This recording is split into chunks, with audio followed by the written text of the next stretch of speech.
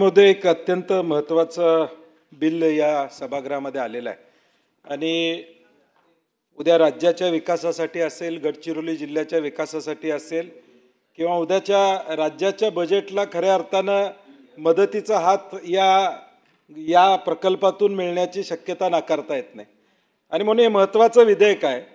मला सभापती महोदय आश्चर्य एवढंच वाटते की मागच्या अधिवेशनानंतर 30 जून ही आपली तारीख ठरली होती या अधिवेशनाची, परंतु सरकारला अध्यादेश 2 जूनला काढावा का लागला हा मला प्रश्न कळत नाही. की अगदी 25 दिवसासाठी अध्यादेश काढण्याची गरज का भासली? हे विधेयक डायरेक्ट आत्ताच्या अधिवेशनात का येऊ शकलं नाही? कारण की आपण अकस्मित काही प्रसंग आले तर अधिवेशनाचा काळ लांब असेल तर आपण अध्यादेश काढतो, परंतु अगदी 25 दिवसापूर्वी हा अध्यादेश का काढण्यात आला याचं मला आश्चर्य वाटते. सभापती महोदय, मला एका विषयाला सरकार म्हणून आणि आपण सगळे म्हणून लक्ष वेधायचं आहे की आज राज्यामध्ये अनेक गोष्टी घडत असताना वेगवेगळी प्राधिकरणं आम्ही करा लागलेलो आहोत. आता नाशिकला कुंभमेळ्याच्या निमित्तानं एक नवीन प्राधिकरण झालं, PMRDA झालं, कोल्हापूरला एक प्राधिकरण झालं. आपण एकूण राज्याच्या या सिस्टीममध्ये बघितलं तर महामंडळं आता 50-100 झाली असतील आत्तापर्यंत आणि आता प्राधिकरणाचा सपाटा आपण लावलेला आहे. मग आमचा सरकार म्हणून आहे त्या सिस्टीमवरचा विश्वास उडालेला आहे का? की आहे ही सिस्टीम मंत्रालयापासून जिल्हाधिकाऱ्यापर्यंत आणि जिल्हा परिषदपर्यंत जी व्यवस्था आम्ही या राज्यामध्ये गेल्या 50-60 वर्षात स्वीकारलेली आहे ती व्यवस्थेवरचा आमचा विश्वास उडालेला आहे आणि आता प्राधिकरणाच्या माध्यमातूनच भलं होऊ शकतं एखाद्या प्रकल्पाचं, एखाद्या जिल्ह्याचं, अशी एक धारणा साधारणपणे सभापती महोदय आता राज्यात व्हायला लागली. मग असलेली व्यवस्था आम्ही खिळखिळी करणार आहोत का? असलेला तिथल्या जिल्हाधिकाऱ्याचे अधिकार कमी करणार आहोत का? असलेल्या जिल्हा परिषदच्या CEOचे अधिकार आम्ही कमी करणार आहोत का? राज्यकर्ते म्हणून सभापती महोदय आपल्याला आठवत असेल, पूर्वी जिल्हा परिषदचा अध्यक्ष हा DPDCचा अध्यक्ष असायचा, कारण की जिल्हा परिषदचा अध्यक्ष हा DPDCचा अध्यक्ष असायचा. तुम्ही आम्ही सगळ्यांनी कालांतरानं ते बदललं आणि मंत्री हा अध्यक्ष त्या DPDCचे व्हायला लागले. मग ज्या व्यवस्था आम्ही स्थानिक स्वराज्य संस्थाच्या स्वीकारलेल्या आहेत त्या आम्ही प्राधिकरणाच्या माध्यमातून खिळखिळ्या करतोय का? काय उद्दिष्ट आहेत प्राधिकरणाचे वेगळे? असे काय वेगळे अधिकार तुम्ही त्या ठिकाणी देत नाही, ज्याचा उल्लेख दानवे साहेबांनी केला, पेसा ॲक्टचा उल्लेख केला.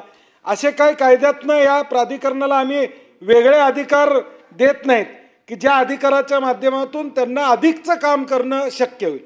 आहे ती सिस्टीम आहे ते जिल्हाधिकारी आहेत, आहे ते सचिव आहेत, मुख्य सचिव त्याचे एका कार्यकारी समितीचे अध्यक्ष असणार आहेत, बाकीचे सगळे सचिव या ठिकाणी असणार आहेत.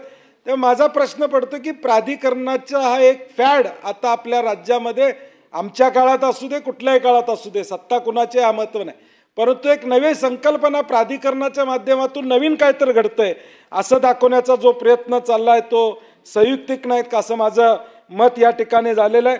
सभापती महोदय, हा एक मोठा प्रकल्प आहे. 937 हेक्टर जमीन या प्रकल्पामध्ये जाणार आहे. 3 टप्प्यामध्ये 500, 300 आणि 237 हेक्टर जमीन या मायनिंगसाठी दिली जाणार. यामध्ये एन्व्हायरमेंट डिपार्टमेंटनं 26/11/24 रोजी टर्म्स ऑफ रेफरन्सेस या प्रकल्पासाठी दिले मंत्री महोदय. MPCBनं हिअरिंग घेतलं. टर्म्स ऑफ रेफरन्सेसचं पालन कशा पद्धतीनं करणार आहोत हे प्राधिकरणाच्या कुठल्या ह्याच्यात त्या ठिकाणी दिसत नाही. टर्म्स ऑफ रेफरन्सेस एन्व्हायरमेंट डिपार्टमेंटनं देशाच्या ते क्लिअरन्स दिलेलं आहे, त्याचा कुठेही उल्लेख तिथं होत नाही. MPCBनं महाराष्ट्र पोल्युशन कंट्रोल बोर्डनं हिअरिंग घेतले. 28/11 आणि 2 तारखेला हिअरिंग एकाच दिवशी सकाळी 11 वाजता आणि 1 वाजता. गतीनं या प्रकल्पाला सभापती महोदय मान्यता एवढ्या गतीनं देण्यात आली, काय हरकत नाही. प्रोजेक्ट व्हायला पाहिजे, मी प्रोजेक्टबद्दल बोलत नाही, प्रोजेक्ट व्हायला पाहिजे, त्याचा आर्थिक फायदा सरकारला राज्याला व्हावा एवढी अपेक्षा आहे म्हणून नेहमी बोलतो. आणि म्हणून टर्म्स ऑफ रेफरन्सेस जे एन्व्हायरमेंट डिपार्टमेंटनं दिलं त्याचा उल्लेख या प्राधिकरणामध्ये कुठं नाही. MPCBमध्ये अनेक हरकती त्या हिअरिंगमध्ये घेण्यात आल्या. त्या हरकती विशेष करून काही नदीचं पाणी रेड कलर एफ्युलंट हे बंदे नदीमध्ये सोडलं जातं आहे त्याच्याबद्दल या ठिकाणी म्हणणं दिलेलं आहे. मार्कल गाव आहे त्याचा पोल्युशनचा प्रॉब्लेम, त्यामध्ये ऑब्जेक्शन त्या ठिकाणी त्यांनी घेतलेला आहे. लोकांना रोजगार, ज्याचा उल्लेख विरोधी पक्षनेत्यांनी केला की 6,000 5,500 लोकांना रोजगार मिळाला, परंतु स्थानिक लोक त्यातले किती आहेत हा प्रश्न या ठिकाणी महत्त्वाचा आहे. कारण की या प्रकल्प हा आत्ता जी कॅपॅसिटी आहे ती कॅपॅसिटी जवळजवळ 50 मिलियन टन पर ॲनम, म्हणजे हा देशातला सगळ्यात मोठा प्रकल्प उद्याच्या भविष्यकाळात होणार. आपण 2027 पर्यंत पूर्वी मान्यता होती, आता ती 2057 पर्यंत या प्रकल्पाला मान्यता आपण त्या ठिकाणी दिली. 2057 पर्यंत म्हणजे इथून निघणारा आयर्न ओर आणि BH दुसरा एक प्रोडक्ट आहे, हे दोन्ही प्रोडक्ट किती महत्त्वाचे असणार आहेत आणि किती निघणार आहेत हा महत्त्वाचा विषय. आणि माझा दुसरा प्रश्न सभापती महोदय, रॉयल्टी आपण किती घेणार आहोत या प्राधिकरणाच्या तुम्ही चर्चा केलेली नाही. या रॉयल्टीतनं राज्याला उत्पन्न किती होणार आहे? 15% होणार आहे का? 20% होणार आहे का? तर ती रॉयल्टीचा उल्लेख त्या ठिकाणी होणं गरजेचं आहे. माझी दुसरी एक विनंती सभापती महोदय, ज्या गडचिरोली जिल्ह्यामधून हा प्रकल्प होणार आहे, जल, जमीन आणि जंगलचा ओळखला जाणारा हा जिल्हा, माझी सूचना सभापती महोदय सरकारला आहे, रॉयल्टी किती 15% आता स्टँडर्ड रॉयल्टी आहे मायनेलची, त्यातली 5% कंपल्सरी रॉयल्टी ही त्या जिल्ह्यामध्ये खर्च करण्याची तरतूद तुम्ही करणार आहात. ज्या जिल्ह्यातून तुम्ही फायदा या ठिकाणी घेणार आहात, आता स्लरी ती आणायचा 2 ठिकाणी हा प्रोजेक्ट होते, 85 किलोमीटर पाईपलाईननं स्लरी पुढच्या प्रोजेक्टला आणण्याचं काम यामध्ये धरण्यात आलेलं आहे. ह्या प्रोजेक्टची कॅपॅसिटी बघितली आणि पुढचं अर्थकारण बघितलं तर त्या जिल्ह्याला त्याचा फायदा व्हावा अशी साधारणपणे अपेक्षा असणार आहे. कारण की अत्यंत गडबडीनं म्हणजे तारखा सभापती महोदय बघितल्या की अगदी 8-8 दिवसात बैठका घेण्यात आल्या, ऑनलाईन अधिकारी उपस्थित राहिले आणि ते क्लिअरन्सेस देण्यात आले. काय हरकत नाही, फास्ट ट्रॅक प्रोजेक्टवर दोन्ही प्रकल्प सुरजागडचा आणि एट्टापल्लीचा दोन्ही, तर त्या सगळ्यामध्ये फास्ट ट्रॅक या सगळ्या परवानग्या स्टँडिंग कमिटी 30 सप्टेंबर ऑक्टोबर 9ला बैठकीर झाली, अधिकारी ऑनलाईन राहिले, दिले. हरकत नाही, प्रोजेक्ट व्हायला पाहिजे. आपण अनेकदा निर्णय घेतो फास्ट ट्रॅक करण्यासाठी, त्या संदर्भात माझा विषय नाही. 70 ग्रामसभाने या प्रोजेक्टच्या संदर्भात आक्षेप नेमलेले आहेत, त्या आक्षेपाची आम्ही चर्चा करणार आहोत कारण या प्राधिकरणामध्ये हा प्रश्न या ठिकाणी महत्त्वाचा त्या ठिकाणी होणार आहे. आणि 937 हेक्टर ज्यावेळी जमीन जाते त्यावेळी झाडं लावण्याचा प्रकल्प आपण घेतोय, तर आपण झाडं चिपळूणमध्ये लावणार आहोत. शासन जी झाडं त्याच्याबद्दल फॉरेस्टला जे लिहून दिलेलं आहे की रत्नागिरीमध्ये आम्ही फॉरेस्टेशन करू त्याच्या बदल्यात, परंतु तिथल्या ठिकाणी किमान 2500 झाडं पर हेक्टरी लावावे ही कंपनीला TOR सांगितलेलं आहे. त्याची अंमलबजावणी कशा पद्धतीनं तुम्ही करणार आहात हा प्रश्न या ठिकाणी महत्त्वाचा आहे. आणि सभापती महोदय, मी म्हटलं तसं हा प्रोजेक्ट अत्यंत राज्याच्या दृष्टीनं राज्याच्या अर्थकारणाला गती देणारा असणार आहे, प्रचंड मोठं. हे निघणारं आयर्न ओर, हा आयर्न ओरचं मॅपिंग व्यवस्थित होणार आहे का? आज जी आकडेवारी दिसते म्हणजे मंत्री महोदय, LMEL जी कंपनी आहे 4 वर्षापूर्वी आशिष शेलारजी, या LMELचा स्टॉक पर शेअर हा 9 रुपयाला होता. 4 वर्षानंतर हा प्रोजेक्ट मिळाल्यावर 740 वर गेलेला आहे. शेअर त्यांचा 740 वर गेलेला आहे. म्हणजे त्याच्याबद्दल माझा दुमत नाही, आक्षेप नाही, तो ती व्यवसाय त्या कंपनीचा ती करते. याचा अर्थ यातून उत्पन्न किती मिळणार आहे आणि कंपनी किती मोठी होणार आहे. मग कंपनी मोठी होत असताना आमचं म्हणणं काय, राज्य सुद्धा मोठं झालं पाहिजे, राज्याला सुद्धा त्या विकासाचा वाटा त्या ठिकाणी मिळाला पाहिजे. आता सन्माननीय मुख्यमंत्री महोदयांनी तिथं रेल्वे लाईन प्रपोज केलेले, आपण त्यामध्ये 900-950 कोटी आपले सरकारचे त्या ठिकाणी घालतो.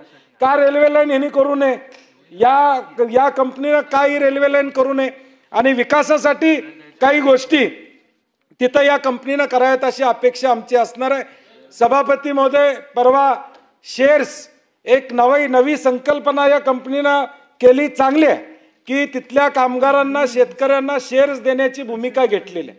मुख्यमंत्री महोदयांनी पहिला शेअर दिला, आपले पद्मश्री अवॉर्डी मुंडाजी आहेत त्यांना शेअर सर्टिफिकेट दिलं, जवळजवळ 1 कोटीचे शेअर्स त्यांना त्या ठिकाणी बाजारभावाचे आज मिळाले. चांगली गोष्ट आहे, माझा त्याच्याबद्दल आक्षेप नाही. सन्माननीय मुख्यमंत्री महोदयांनी जाहीर केलं की प्रभाकरन जे MD आहेत ते मालक नाही, तुम्ही 6000 लोक मालक असणार आहे असं जाहीर केलं. आनंदाची गोष्ट आहे की ते 6000 मालक असणार आहेत, परंतु प्रवीण दरेकरजी त्यातला त्यातली अडचण सांगतो. जे शेअर 6000 लोकांना दिलेले आहेत त्यांना लॉकिंग पिरियड नाही आहे, त्यांना लॉकिंग पिरियड नाही आहे. माझी सूचना आहे त्यांना विश्वासात घेऊन लॉकिंग पिरियड करा. 2 वर्ष काम करणाऱ्याला तुम्ही शेअर्स देणार आहात, परंतु तो उद्या विकला तर त्याला काहीच राहणार नाही. ज्यावेळी कंपनी ही 10 वर्षानं 20 वर्षानं मोठी होईल त्यावेळी ते 6000 लोक सुद्धा तेवढेच मोठे झाले पाहिजेत. त्याला लॉकिंग पिरियड ठेवा.